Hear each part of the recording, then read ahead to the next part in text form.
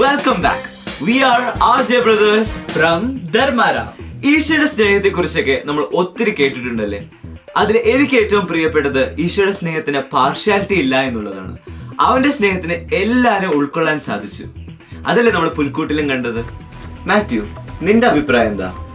തീർച്ചയായും പുൽക്കൂട്ടിലേക്ക് നോക്കുകയാണെങ്കിൽ നമുക്ക് കാണാൻ സാധിക്കും, ദാരിദ്ര്യത്തിലും കഷ്ടപ്പാടിലും അധ്വാനിച്ചൊക്കെ കഴിഞ്ഞുകൊണ്ടിരുന്ന ആട്ടിടയന്മാരും, കൊട്ടാരത്തില് സമ്പന്നതയിൽ കഴിഞ്ഞിരുന്ന ജ്ഞാനികളായ രാജാക്കന്മാരും, സ്വർഗീയ സാന്നിധ്യത്തെ പ്രതിനിധീകരിക്കുന്ന മാലാഖമാരും, ഭൂമിയിലെ ജന്തുക്കളിൽപ്പെട്ട ആടും കഴുതയും, ഇവയെല്ലാം ഒന്നിക്കുന്നത്, ഇവയെല്ലാത്തിനെയും ഒന്നിച്ചു നിർത്തുന്നത് ക്രിസ്തുവിന്റെ ജനനമാണ്. അങ്ങനെ ചിന്തിക്കുകയാണെങ്കിൽ ഈശോ നമ്മുടെ ഹൃദയത്തിൽ ജനിക്കുമ്പോൾ ഏത് സാഹചര്യത്തിലുള്ളവരെയും ഉൾക്കൊള്ളാൻ നമുക്കും സാധിക്കും.